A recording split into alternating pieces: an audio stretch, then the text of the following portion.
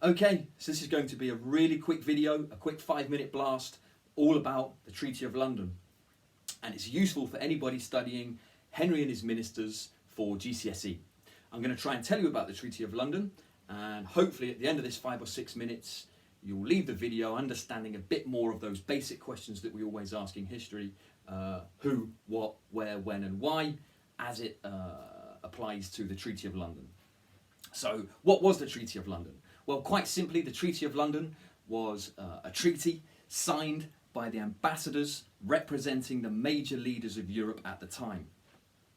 It was signed in 1518, and it agreed that the leaders of Europe, the kingdoms of Europe, would achieve peace, that they would put their differences aside, and that they would work together to protect one another, kind of like NATO or the Warsaw Pact that we've looked at for the Cold War. So they got together to agree on peace and to agree to protect one another. Anybody that broke the treaty would be dealt with by all of the others. So it was signed in 1518. And why is that significant? Well, because in 1518, a Muslim army, an Ottoman army from the Ottoman Empire, landed in Italy and tried to launch an attack on Catholic Europe. You don't need me to tell you why this is so significant, a Muslim army attacking Catholic Europe. There's a long history of conflict between these two faiths, between these two empires, or between the various empires, the Ottoman Empire and the Holy Roman Empire, etc.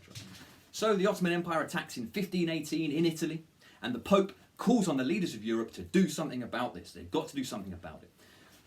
This is Cardinal Wolsey's moment. Wolsey, Henry VIII's chief minister, sees this as an opportunity. It's a crisis for Europe. It's an opportunity for Wolsey, because he knows that he can bring together the different people of Europe and agree on a peace which will help to protect Catholicism. So Cardinal Wolsey, working hard, manages to convince the leaders of Europe to send their ambassadors to the capital of England, of Henry VIII's kingdom, to send them to London. And they come to London and they agree on a peace between the various kingdoms in order to protect against this invasion threat from the Ottoman Empire.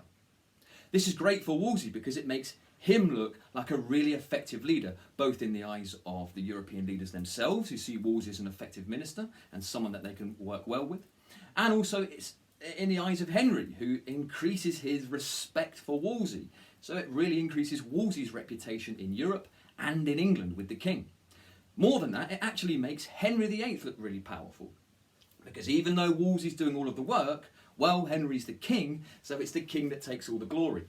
We know pretty much that Henry's the kind of guy that didn't really mind someone else doing the legwork and him taking all of the glory for that. So Henry VIII, by bringing all of the ambassadors to Europe to protect against this Muslim invasion, has made himself look like a peacemaker in Europe.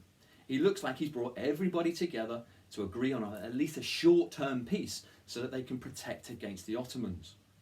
More than that, it actually increases Henry VIII's reputation with the Catholic Church and with the Pope, because here he is bringing everybody together and finding peace in Europe to defend the Catholic faith. So Henry VIII increases his population, his popularity, his reputation in Europe with the kings and with the royal dynasties, increases his reputation at home with his own citizens and subjects, and it increases his reputation with the Pope within the Catholic Church. And one really key aspect of the Treaty of London, one key element of it, was that England and France, two countries, two kingdoms that had historically been at war, agreed on peace between themselves. Obviously, this is part of the treaty.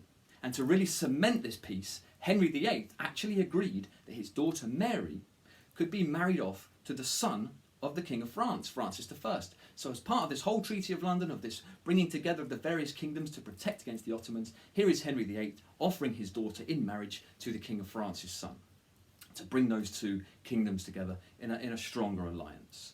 So the Treaty of London, an important event to understand the fundamentals of, so that you can really put the reign of Henry VIII into context and understand how powerful Henry VIII was in Europe as well as in England in the 1520s, the early part of his reign, and how powerful Cardinal Wolsey was, Henry's chief minister, in the 1520s, and how Wolsey was able to increase his reputation with the king. So hopefully this has been a useful video, hopefully it hasn't been too quick and you've got something from it, and you've got a better understanding of the Treaty of London and why it was important.